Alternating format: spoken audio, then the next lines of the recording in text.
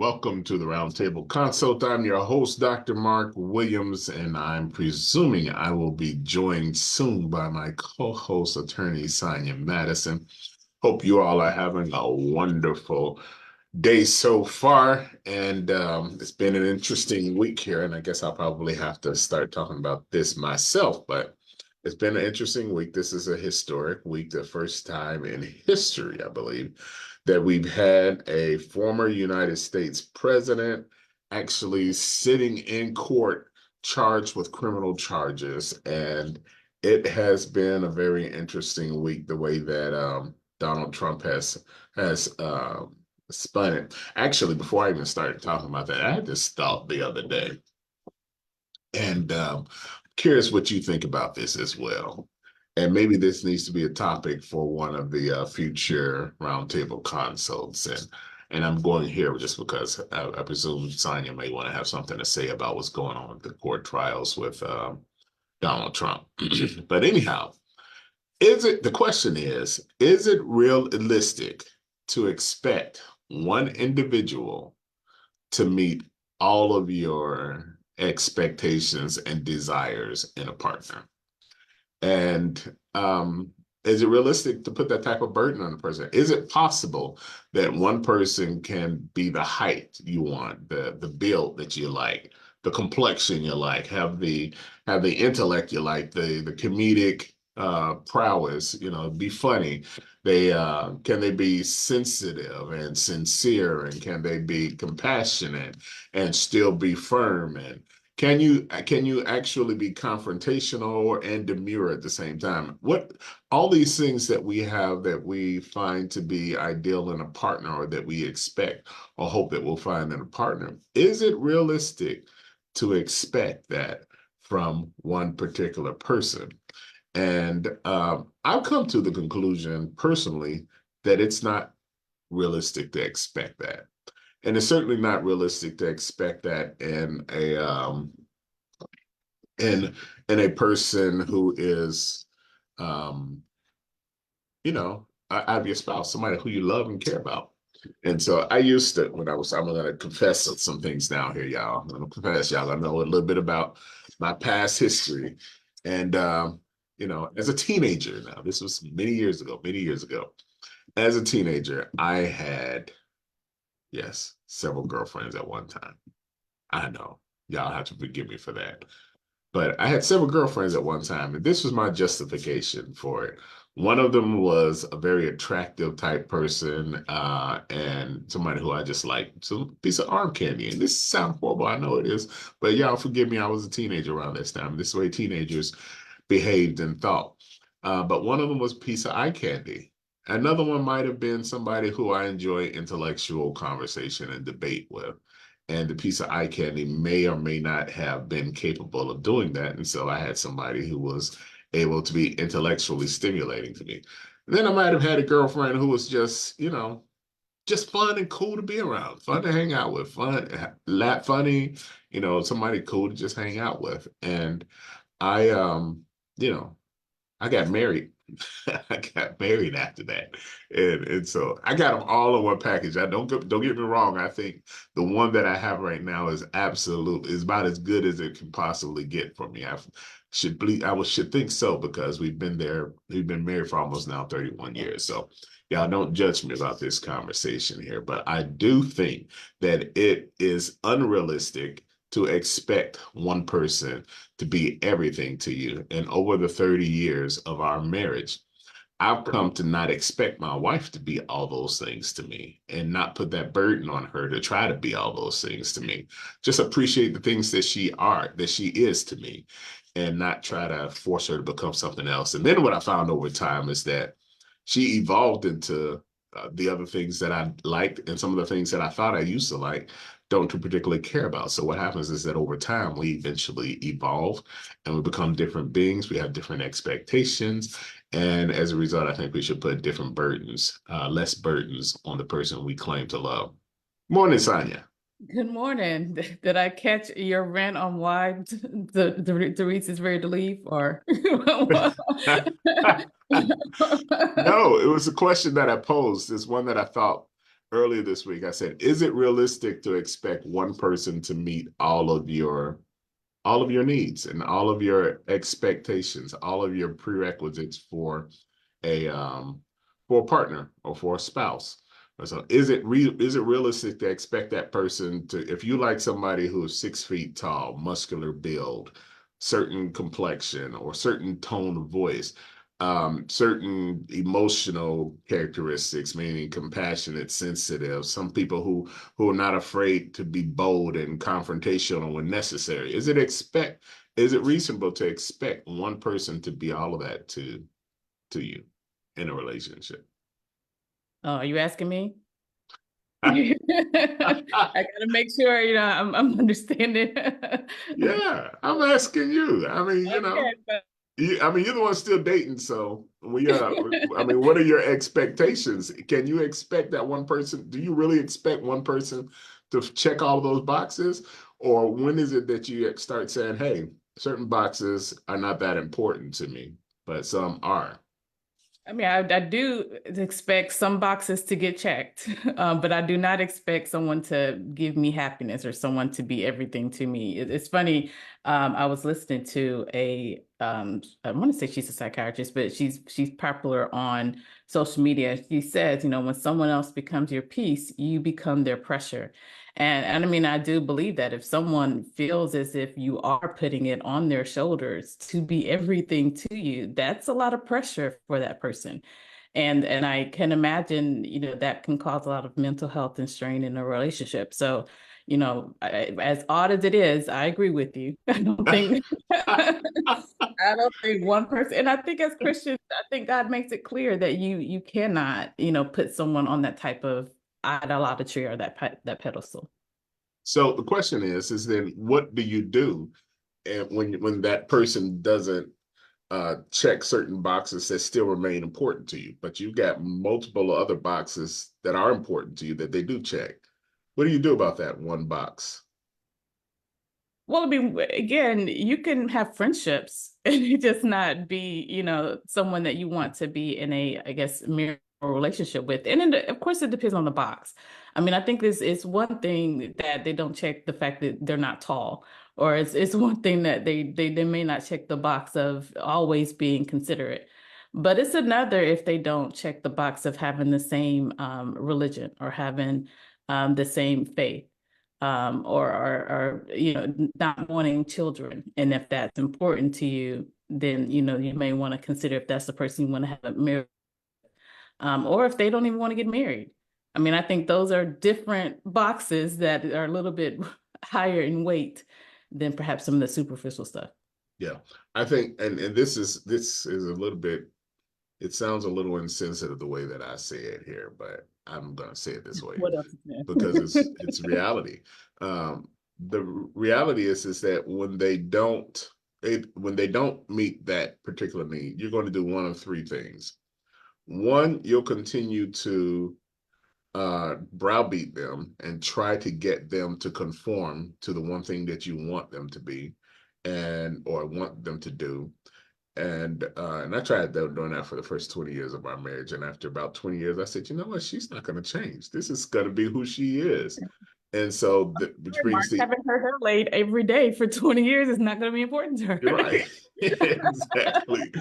And so the other option, so, and I don't recommend continuing to try to have that person to change because the impact of it is that they start feeling like worth, they're not worthy, or they're not good enough for you. And you don't ever want somebody who you really love to feel that way. But it can become that way, especially when you continue to try to get them to be something that they will never be. Sometimes they will conform to it and develop into whatever it's going to be. So I wouldn't say just abandon and say, hey, there's no hope. Yeah, they can evolve into it, but sometimes they don't evolve into it. And when they don't evolve into it, what will happen is if you keep browbeating them about it, they'll start feeling unworthy. The other option is that you either learn to cope with the absence of that, and if it's a significant issue for you, if it's not that big a deal for you, yeah, you can let that thing go. But if it is a big deal for you, you still, at one point, if you keep pressing him or her about it, they're going to feel unworthy. But if you keep, and it is important to you, and you just say, well, I can never get this or I can never have this, then you start to feel unworthy at that point. And I think the third option, which brings up, is a substitute. And so the question is, what do you substitute with? And what are those acceptable substitutions? And sometimes acceptable substitutions might be, like you said, some of your friends who you can hang out with, and you got that freedom to be able to hang out with these friends, and that person may fulfill that type of thing. Hopefully, it's make sure that it's actually platonic and the friendship is an appropriate friendship, because sometimes the substitution becomes inappropriate and you wind up substituting them with somebody else who you start having undesirable affections, undesired, not undesired from the standpoint of maintaining a faithful relationship with them, with the one with whom you're in. So definitely want to make sure that you get careful about how you substitute. Some people substitute with their jobs, and that can become even unhealthy because they'll spend a lot of time saying, well, if I can't get this type of attention, or if I don't do this, then what I'm going to do is just start pouring myself into my work. And that brings the gratification that I need. And it may be true, but you need to make sure that it's a healthy substitution and not a replacement, because a substitution is intended to be only temporary. It is not intended to, in my mind at least, it's not intended to replace the person or anything, replace the significance of that person in any way, shape, or form. You recognize that this is just a substitute right here. And if that has to go, then it has to go, because I will never sacrifice. It sounds like I'm talking about a sad piece, though, a little bit. And I'm not talking about a sad piece, y'all. But you just realize that things are a substitute. You're frozen on my screen. Are you still there? I'm still listening. Okay. I'm listening to the rant. Well, every once in a while I get to rant, like You know, somebody. Anyway, what, anyway, what that about was my about on thought. what about on the other side? I mean, should the other person be open to change? Because I think oftentimes in relationships, and maybe again, this is just mine, or maybe this is what I'm hearing on social media, you have women who often will say, yeah, I took them on as a project, or, I'm done dating projects because I feel like I have to, be the one that always has to either wait or put in all this effort, or manipulate. I've heard the word manipulation from people in their relationships to get their partner to either be a better version of themselves or to change. But then you hear on the other side, men say, hey, one, I don't want to change, but two, I just accept who I am. I don't want you to expect anything more. I want you to just be a ride or die for the position that I'm in. And so then there's no, to some degree, I'd imagine in a marriage, and you can of course correct me, both parties do need to be open or should be open to change. But if they are both just closed on, hey, listen, if this is a deal breaker, you need to leave and find your substitute. I'm not the one for you. Or Then replacement. a replacement, yeah. Then it sounds like inevitably there's no way a relationship can work. No, I do believe that we should all be malleable. And if you plan to stay married, you have to become malleable. I don't think no two people ever really fit together perfectly without some level of friction. Sometimes those pieces have to be forced together. And you have to be open to have those conversations. I do think that there's a mechanism for inspiring change. And I call it manipulation. And I know everybody uses I didn't want to call manipulation. you out, but yeah, Huh? I didn't want to Listen, call you out. people use manipulation a lot of times in such a negative connotation. But the reality of it is that we manipulate people every day. We call it inspiring. We call it inspiration. We call it motivation at some point. But the reality is you find out what motivates that person, what causes that person to what brings joy to that person, what causes that person to reciprocate the type of behavior that you want to see, or to demonstrate the type of behavior that you want to see. And then you reproduce the things that provoke that. Guess what that is? That's manipulation. But it's not with a bad intent. It's with an intent to get the desired result that you want. There's harmony within the relationship. And so if I know that my wife needs compliments, for example, I'm just making this up.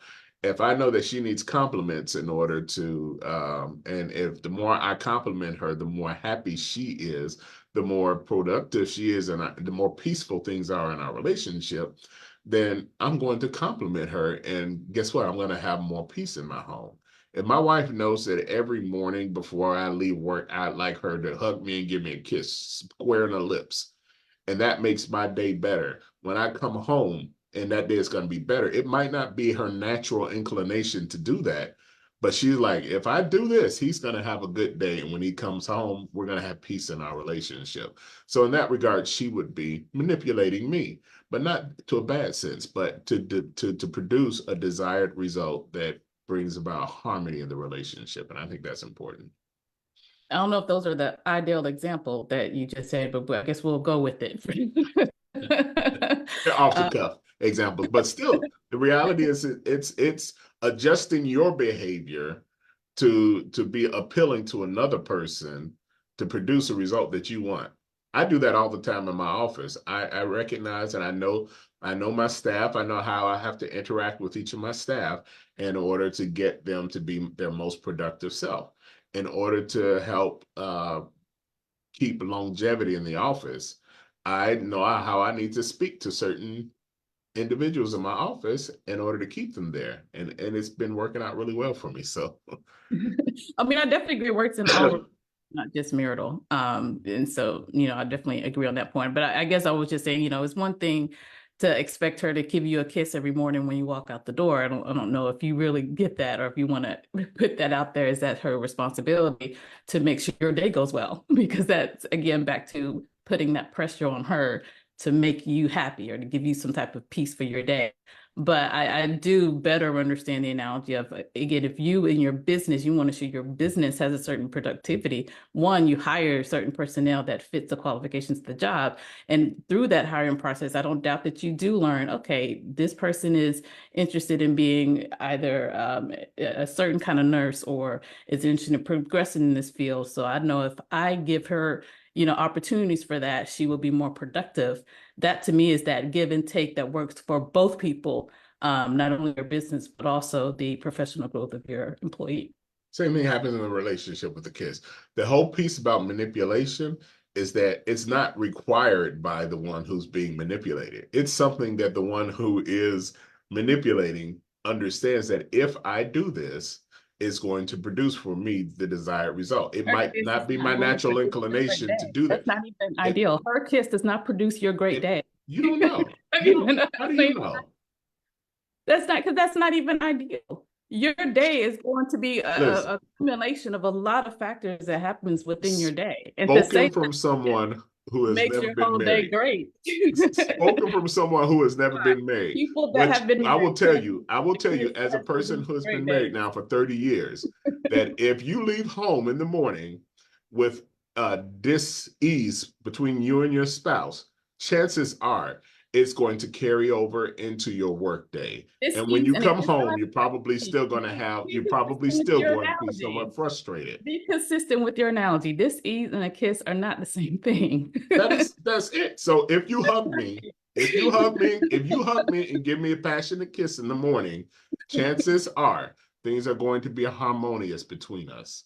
And If so I don't, that doesn't mean that I have given you this ease. I don't So say again, that I didn't so just again, because like it goes the one way, analogy that you had, like a just kiss. because it goes one way doesn't mean that the opposite is has to be functional in the same way.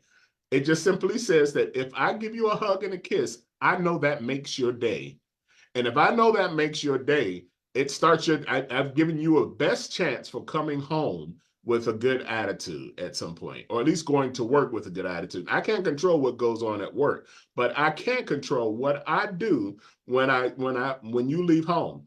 And if I see when you come home and you're in a bad mood, and I know that a hug and a kiss usually gets you in a much better mood, then that's what I'm going to do. That's the manipulation part. It's not putting an obligation on her. I'm not saying you have to do this. I'm saying from her perspective, if in her observations and conversations and relationship with me, she knows that this particular action produces a result that is desirable for her and she does it, that's manipulation.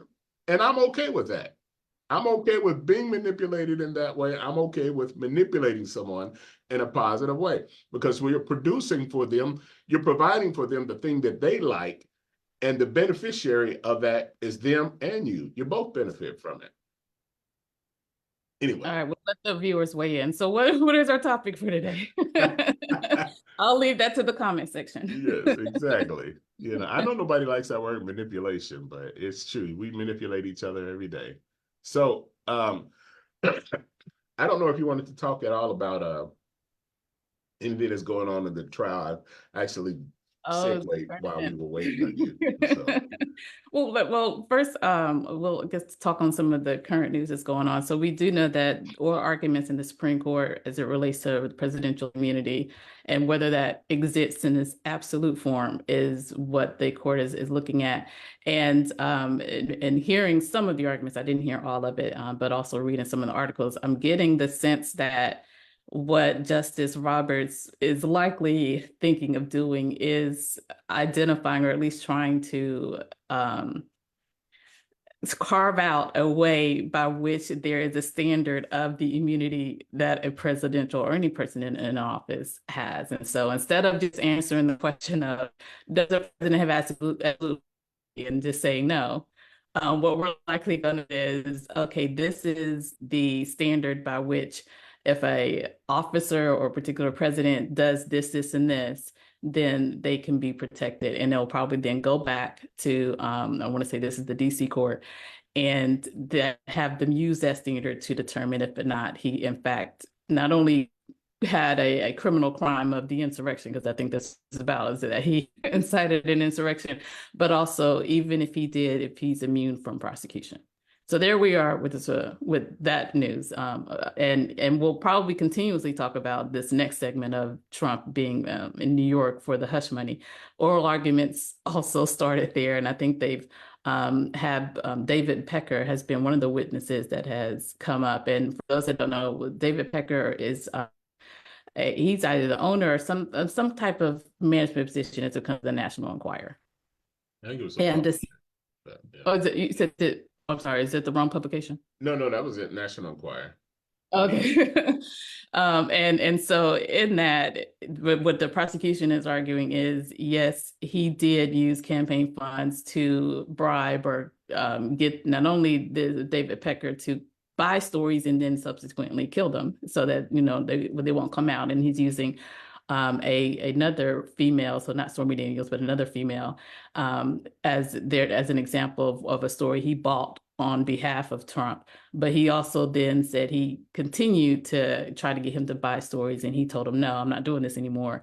And so that's part of the testimony that's happening on the stand right now. And from the sketch artists, every now and then you either Trump is asleep or he's disappointed in what's being said, or he shows any lack of interest. But he nonetheless continues to violate the gag order that the judge has put in place not only talk about the witnesses or to say any negative or derogatory information about the witnesses. He continues to violate that, but he's also attacking the judge in the process. Yeah, I think it's important for people to realize that, and everybody call it the hush money trial, but the reality of it is the problem is not that he slept with a porn star from a legal standpoint. The problem is not even that he paid the porn star off because he paid off Karen McDougal, and neither one of those were illegal acts. But what happened was how he actually falsified his business records to try to cover up the payoff. Probably should have just used his regular funds and said, "Hey, I'm paying off this prostitute, I mean this porn star, so that we don't have any problems." And then I suspect that he probably would have been, as long as it wasn't campaign funds that he was using his personal funds, probably would have been fine. But he wanted to try to actually hide it by having Michael Cohen go ahead and take out a home equity line of credit, pay it, and then pay Michael Cohen back on his books by saying that it's for legal fees for a retainer. I heard somebody say something before. So I think the timeline of some of this stuff happened where, okay, so shortly after the Access Hollywood video came out, there had been rumblings about Stormy Daniels' story about to come out, and that's when David Pecker and Michael Cohen did their meetings and said, Pecker said, "I'm not going to do this one, not the porn star at least, and plus you haven't paid me for the Karen McDougal one." And so then Michael Cohen had been left with not many other options other than to go get it done himself. But he also had Stormy Daniels sign a non-disclosure agreement. I don't know if you know the details of that, but apparently after the election, Stormy Daniels decided that she was going to file a lawsuit to have the NDA dissolved or nullified. And the judge actually wound up nullifying the NDA because they said it was unenforceable in the first place. And I'm hearing some rumblings also, or hearing some discussions about around that time, Donald Trump was still, after he was elected, he was saying something instead, well, what happens if we don't pay her? What happens if we get the money back at some point? And I think that's what eventually wound up happening, was that there was no hush money. I could be wrong about that, but No, he after paid her the 130K because that's why he's on trial, is because she did get paid. if There she were got paid, funds that were disseminated, and again, I want to make sure it's not just use of business funds; it's just use of campaign funds. I mean, make sure that's clear. It's not just about whether he uses, because Trump has several businesses, so it's not necessarily where did the money from. It is, no, we are showing that you use campaign funds, which violates all kind of federal campaign and state campaign laws, to pay her off. And so, but yeah, so then they have to show that she did actually get the 130K that is in question here. And I actually watched, because I'm a documentary person, I actually watched Stormy Daniels' documentary where she did talk about the NDA, and she said that she decided to go at least violate to some degree that provision because Michael Cohen not only was being prosecuted for the incident, but also he was openly talking about it. So she's like, well, hold on, this is supposed to be a mutual non-disclosure type this situation, and you violated your portion of it by talking about it. So you've breached this agreement, because again, we're looking at the context of contract law. Once one party breaches, the agreement becomes breached, no longer enforceable to some degree. And so she's like, hey, you breached it. It's fine. I'm now in a position to also talk about it and share my side of the story. So I don't want to get too much in there because, like I said, this is going to be a case we're probably going to be talking about right. through November, right? Absolutely. Well, on that in that regard, he wound up. She wore her welcome out, and so what I want to transition today. I wanted to talk about a welcome expired, because we've all had those guests who have been in our house for a particular period of time, whether they're relatives, whether they're friends, or whatever, and then we start feeling that itch, like, okay, it's about time for you to be leaving. Parents get that same situation when their children turn 18 or so years old, and be like, it should be about time for you to be leaving. And we get that sometimes even in our careers, about how long should you actually be here? When do you know it's time to move on? Even from a church standpoint, when is it time to move on? And how do you know when it is time to move on? I guess you can figure out when it's too late. Because you're like, I don't stay here too long. Because usually there's sparks that fly, but I think some people, using that whole discussion that we were talking about before, the manipulation piece. Hey, if you're a guest in somebody's house, you can easily manipulate them and extend your expiration date at that point, because you provide for them the things that you know that they like. And then they're like, okay, well, it's good having this person around. And my question, I guess, is, what do you do in those situations? Is there a time, for example, and I know you're not a parent, but in your mind, is there a time for children when they reach a certain age to be gone out of the house? And has that changed over time? Like I said, I'm not a parent. I imagine as a lawyer, each case would be different, right? But I don't want to say this generation, but this environment has changed, because you even see with the law, the fact that back in your age, when you were in your 20s, you were off the insurance, when you turn like 18 or 21, and now you've extended it to 26. And so I mean, I think even insurance or legal has recognized, hey, it may be a little harder for children to be on their own in this environment than it was, again, back during your generation. And so I don't know if I can say that there's an age. I will say for me personally, because I stayed at home for about a year, and I was like, all right, it's time, because you're ready to have a little bit more autonomy, ready to not feel like you have to answer to someone. And it is interesting enough, I remember talking to a relative, and he was staying at home with his mom. And one day he's probably listening. So yes, I'm going to go ahead and air this story. You can get on me later. But one day, when he left, his mom noticed that the bed hadn't been made. So when he got home, she said, "Hey, why isn't your bed made?" And he retorted to her, "Why are you looking in my room? I pay rent. You're just looking for an argument." And up to me, okay, when I heard that story, oh, that's an indication, because and again, not a parent, but at the same time, as someone who owns, my own home, and as someone who has had a relative stay with her, this is still my home, and I still want to make sure every aspect of it is taken care of. And if you're going to sit here and be combative with me just because you feel a certain entitlement because you're giving me money to stay in this space, then it might be time for us to then talk about you leaving. So does that give you more power at that point as the homeowner, as the owner of the home, to be able to say, "Oh, you can't talk to me any kind of way, not in my house." It's especially if they're paying rent.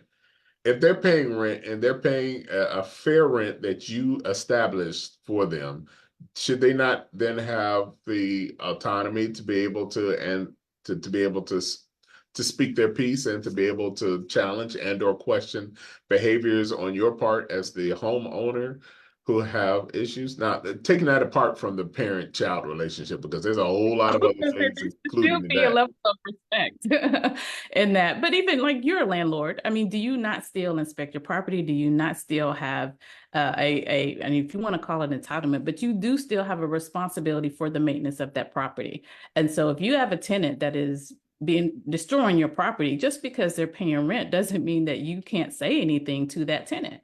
And so, yeah, I still think that, as someone, if you still own the home, even if you have someone there who is, again, paying a reasonable rent, which I'd imagine again, in this scenario, but wasn't the rent that they could probably get from a non custodial parent. But nonetheless, you're paying your rent. There still should still be a level of respect, and that homeowner still has a responsibility to ensure the maintenance of their home. So yes, I do still think the homeowner has obligations or has an interest in making sure the home still is in good upkeep. And they're the ones who determine what good upkeep is, because people have obviously different expectations about how to keep a home. And whether one person might think, "Hey, if I make up my bed, that's not really destroying your property." If I fail to make up the bed, but other people may look at him like, "I don't like having disorder, so my house is destroyed if a bed's not made up." And there are those people that are like that. There are people in my family who are like that. And so so I Or already she know. could have been looking like, I raised you to have order. And it might not even have been an issue as it relates to you being a tenant. It might just have been like, hey, I thought I raised you better than this. Why do you not have better upkeep than that? But like you said, the parent-child relationship is also a little separate from that. But if you're asking me at what point is it become time, I think that may be a symptom or a factor in which you may want to ask yourself, okay, now that I understand or see what the obligations of me are, if you don't want to concede to that, then you may want to think of going somewhere else. Yeah, I do think that I have a friend of mine who is has a son at home, and he pays nominal rent or whatever or something like that. And now there's when you start feeling the tensions rise a little bit between parents and child, because the parent still wants to be, the authoritarian in the house, because first of all, one, they're a parent, two, they own the house, and so they want to be authoritarian, and they will continue to dictate or mandate that this person complies with what their expectations are. Where in reality, this person is now a grown adult. And even though they may be living in your house at some point, but they do have their own mind, their own thinking, their own preferences as well. And granted, I can hear the argument, well, then you can exercise all of those in your own place. But I think sometimes parents take it a little bit too far because the problem isn't that they're in that house. The problem is that you don't want them to be have their full independence, especially if their thoughts and some of their priorities differ from some of yours. And and if it's not bothersome to you, why go into the room? I mean, why are you going into that room if to find out that the bed is unmade? You know, if he's a grown man and he's got his own space there and he's paying rent for it, why are you entering that space? Do you even Again, it's need in your to? face. And he did end the story with, while she never came back into his room, he did make sure that bed was made for the rest of the time that he was there. And so I like that. I like that solution because there's a mutual respect in that regard. It was like, okay, I get it. I'm going to respect your desire to have the bed. To me, it's not that big of a deal. But if it's going to maintain the peace and the harmony in our house, then I will make up the bed so that you can be happy. And she would do the same thing to say, yeah, you're paying rent. You're an adult. I respect your adulthood at some point, and I'm going to respect your boundaries and your space. I don't really need to go into that room because a lot of times we start going into rooms just to start looking for problems. And that's when I think we start knowing that it's time to leave when you start looking for problems.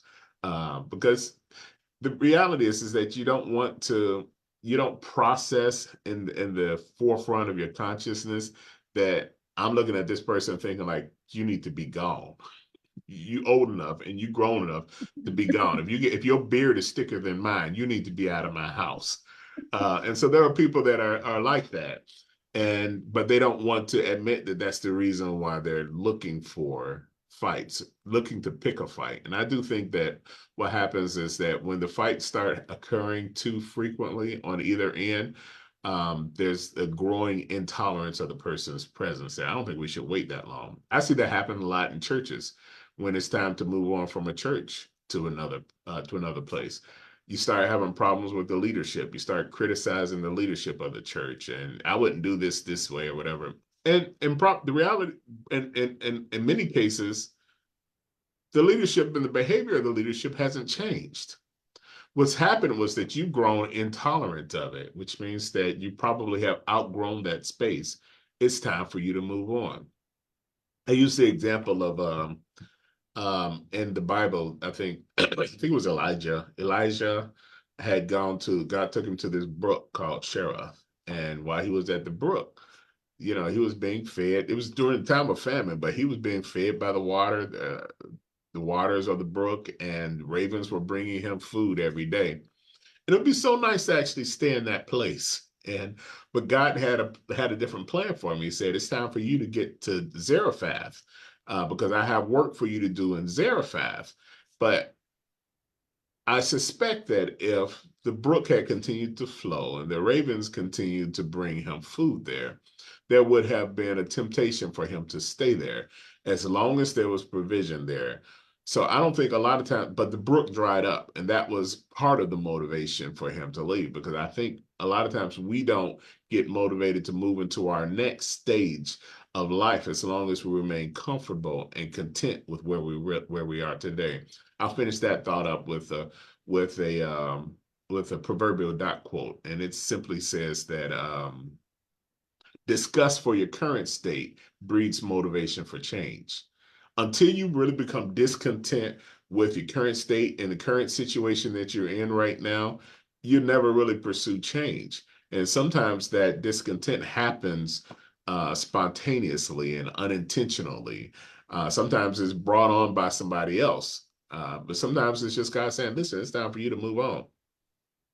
I mean, and again, I think that may be one factor. I don't know if it should be the only factor. And I only say this because I imagine that there are also parents that would love for their child to leave and would probably use those tactics to ensure that they're not comfortable. But the child, again, is just not in a position to be able, at least financially, take care of themselves. Because again, we see we're seeing laws where insurance is keeping them on for a long period of time. I'm reading statistics where at least this generation, a lot of them are staying home till they're in their 30s. And so the goalpost has moved, and I don't doubt that for some parents, it's my choice. I want you to still be here. It's a hard market out here, and I would prefer that if you're going to buy a house, or I prefer you not to rent, but I prefer you save some money so you can buy a house. Then I'm reluctantly letting you stay here.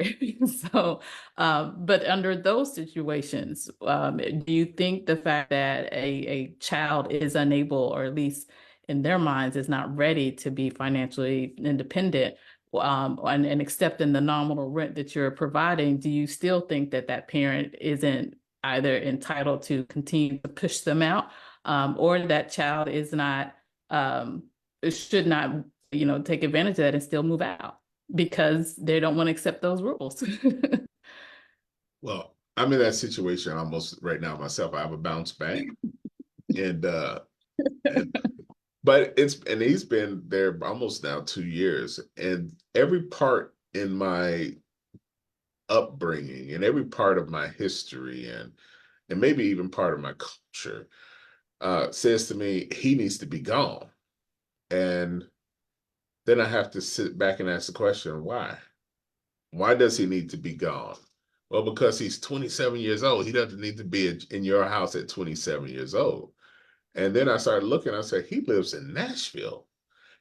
Nashville is incredibly expensive for a single person to live in. Now, granted, you can go get a roommate and pay rent or something like that. But it's incredibly expensive to live in Nashville on a single person income. And you don't want to have, and he has a nice job right now, but the reality of it is the compensation that he's making is probably not enough to pay for a decent place in Nashville by himself. So yeah, option one is he gets a roommate and go, and I can push for him to get that roommate to go as well. Or I could be a parent who says, "Hey, my space, there's still space available for you to finally get yourself on a good footing." I think we sometimes, particularly in the Black community, I hear a lot of Black people saying, "You turn 18, you got to get out of my house. I don't care where you go, you got to get out of my house." Well, we're not setting our children up for future success, financial success, if they instantly have to become productive and they don't have any nest egg. I look at a lot of other cultures, particularly immigrant cultures, when they come, they got multiple generations in the same house, 20 people in the house. And you're like, really? I'm not gonna have 20 people in my house, but I mean, by the time you marry and have kids, you need to be out of my house. That's still, I haven't gotten pushed to that point yet, but if you're single, still trying to make your way, still trying to find your way, you're still being productive, and it's just hard for you to make it out here with the money that you make and the chosen career that you have, then I don't have a problem being a parent who says, okay, I'm going to let you still stay here and try to help you get on footing. Now, the challenge is what are my requirements? Well, and again, at what point then, because you're moving the needle as to at what point it's time for you to go, right? And, because now it's not necessarily about the fact that, okay, once you have a job and you're bringing in, and the fact that you have other options, because you recognize he has other options. I mean, that doesn't necessarily indicate to you that he should be pushed out. And so I take it now you got to figure out, okay, what is the point where it's time for me to push him out? I do want to correct one thing, and this is someone who watches a lot of documentaries. White families also push their kids out when they turn 18. I hear that more so than I see a lot of Black families that have multiple kids in their house. And sometimes I'm like, it's time for you to push him out. I mean, it is, of course, not for me to say when it is time, but sometimes I am like, okay, you're still living at home. Okay, that's a box on my dating radar that you're not checking. And of course, as someone who also stayed at home for a year after she graduated. So But anyways, neither here nor there. So since you have moved the needle a little bit, I mean, I take it part of this conversation is determining, I don't know when you can know for sure when it's time, because even when you may think, oh, okay, maybe it's been too late because you're bumping heads or whatnot, at the same time, there's still that recognition that, but Nashville is still expensive. And, if he could save money and put him in a position to where he's able to build on wealth versus, I don't want to say, wasting it, but using it towards rent to give to someone else, then that sounds like a meter in which you're like, oh, okay, well, maybe I'll let them stay a little longer. Yeah. I will tell you as one who after high school, I wasn't put out the house. In fact, my mother very eagerly found, but she did eagerly find me an apartment. And I will tell you, I still question what the motive behind that was, because I had older brothers who still lived at home. And then my mother, as soon as I graduated high school, in fact, before I graduated high school, my last month or so in high school, I stayed at my sister-in-law's apartment. She was in medical school and she was doing an away rotation, which meant that she was going to be out of her apartment for a while. And so my mother let me stay at her apartment for the first couple months or 2 months or however long it was, 2 or 3 months. And this was sort of like toward the end of my high school year. And so I had a taste of autonomy. And so it was even going to be me coming back to her house. But instead, she decided, no, I found you an apartment 2 blocks away, 2 blocks away from her, though. I was like, oh, because I went to college in my same hometown. But I felt a kind of way because I'm wondering, I'm like, why are you putting me out? And Again, she she don't put didn't. you She out. didn't put me out. She Encourage found an you. apartment for me, and she was going to make sure that my rent was paid at that point because I had enough scholarships. Frankly, I had enough in scholarships so that they didn't have to pay for school or anything. So she was like, "I'll pay." I think it was probably going to be something like $200 a month or $400, maybe that. And then not even $400. It probably was going to be $200 a month or so. Efficiency apartment, but she found it too readily. And I felt a kind of way about that when I look and see my other brothers were there. But I think this is where I process it. And that was that, and I think it's a more healthy way to process it, was that she saw in her son that if he stayed there that long, this one would be stifled by being at home. And I think you have to know your children. You have to be able to know this, know their situation, know their temperament, know what they need, or at least have some good idea of what those could be. You can always be wrong. You can have a presumption about what they need. Um, but I do think that she was right in that regard because she was like, you need to be on your own. You need to be in an apartment by yourself. And I could have taken offense to that. And to some degree, I did take offense to it, but then I chose and continue to choose to believe the higher good.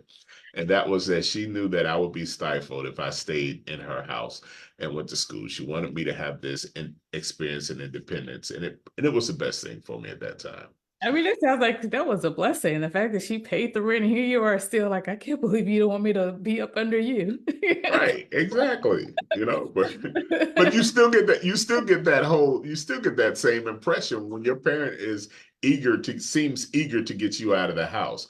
So even if you're 27 years old or 30 years old and you're still living at home and your parent seems too eager to try to get you out of your house, out of their house, the implication you have to consider what the implications of that, how it's being received on the other end of the person on the other end of the dynamic or the relationship. How is your child experiencing that? How are they interpreting that?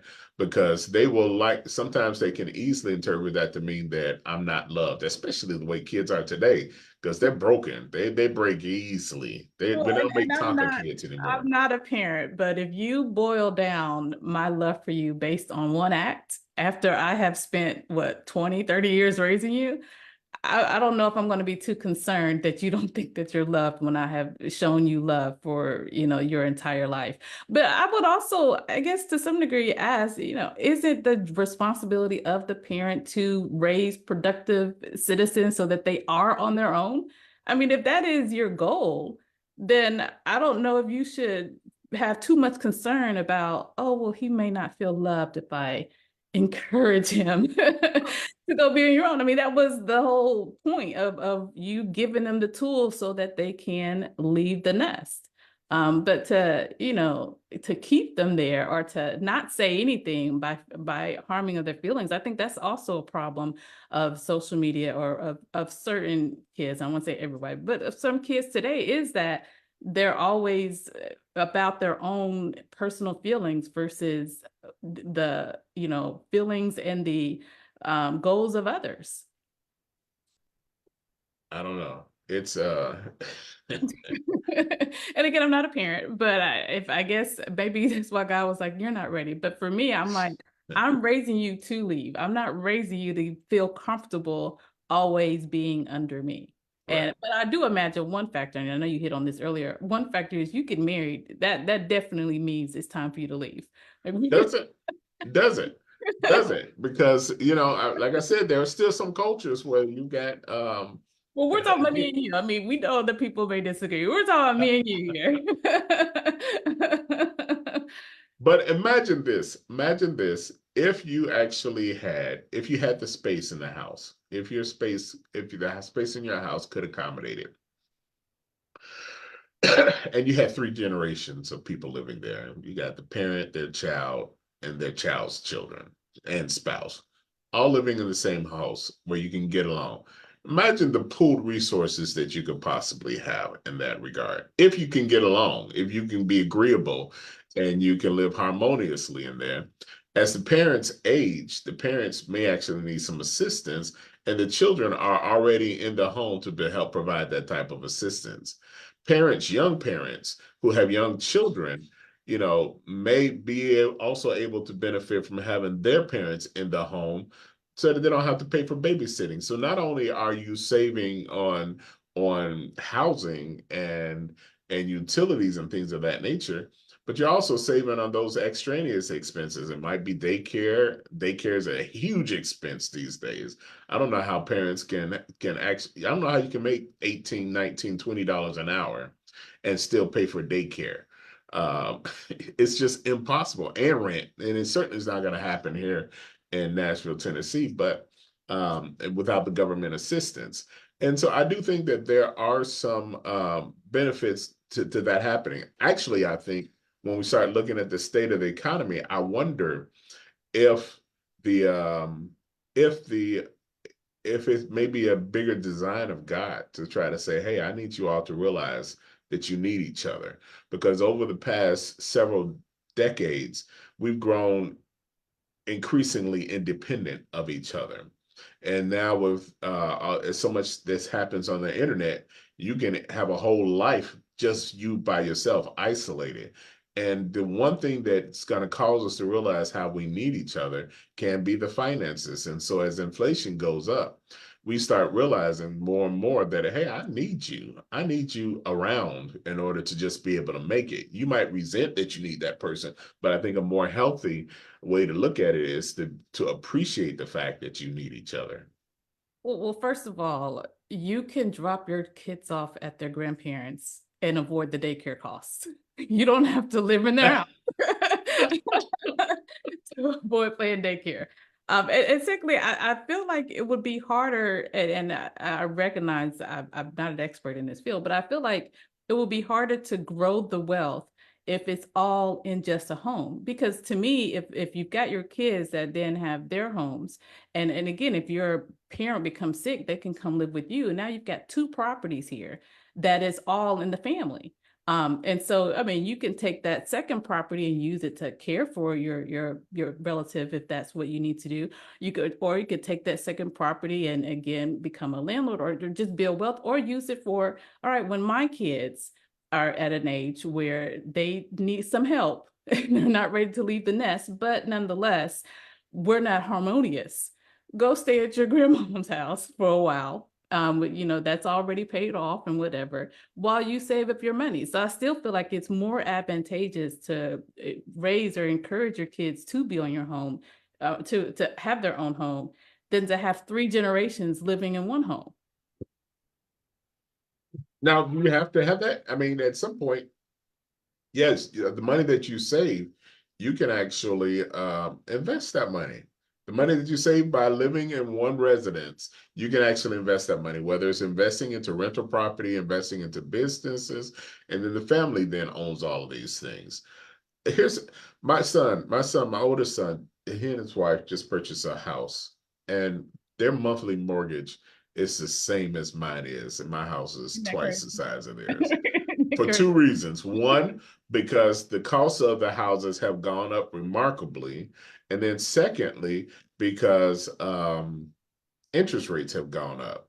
And so they're right now bearing a burden equivalent to my burden, monthly mortgage burden, but have less to show for it.